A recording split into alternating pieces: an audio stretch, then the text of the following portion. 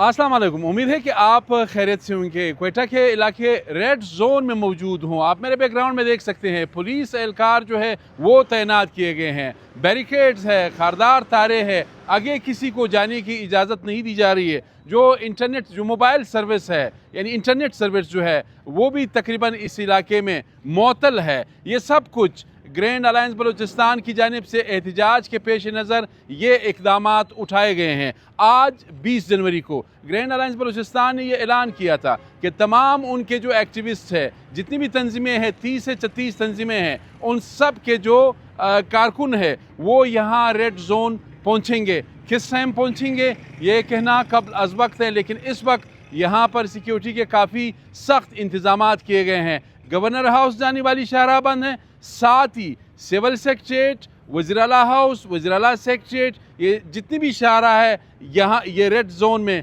ये उसको मुकम्मल तौर पर सील कर दिया गया है। यहाँ पर कंटेनर जो है वो भी लगा दिए गए हैं ताकि मुलाजमीन आने की सूरत में उनको रोका जा सके। मेरे बैकग्राउंड में आप देख सकते हैं पुलिस एहलकार जो है वो तैनात किए गए हैं। अगर सेक्रेटरीट का कोई मुलाजिम है, सीएम सेक्रेटरीट, गवर्नर हाउस या जो उस रेड जोन में रहने वाले लोग हैं उनकी आईडीज़ को चेक किया जाता है, फिर उनको आगे जाने की इजाज़त दी जाती है। वैसे मैं आपको बता दूं ग्रैंड अलायंस बलूचिस्तान की जानिब से गुज़श्ता कई माह से जो DRA है उसके लिए एहतजाज का सिलसिला जारी है।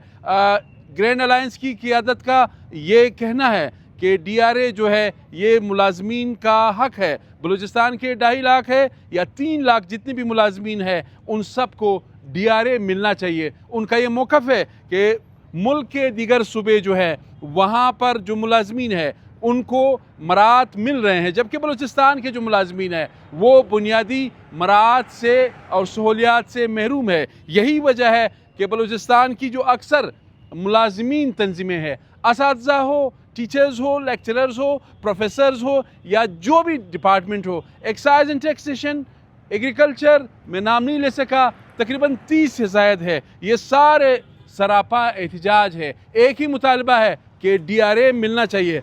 आपके सामने मैं मुतादद बार वज़ीर ख़ज़ाना बलूचिस्तान मीर शोएब नूशरवानी से इस हवाले से मैं बात कर चुका हूँ और उन्होंने यही कहा है कि हम वर्किंग कर रहे हैं, उम्मीद ये है कि ये मसला हल हो जाएगा, लेकिन मसला हल होने का नाम नहीं ले रहा। अभी तक वज़ीर-ए-आला बलूचिस्तान मीर सरफराज बुगटी की जानिब से कोई बयान इस हवाले से नहीं आया है। अलबत्ता गुज़श्ता दिनों जब बलूचिस्तान काबीना का इजलास हुआ तो उसमें एक बात दबे हुए अल्फाज में CM साहब ने कही थी कि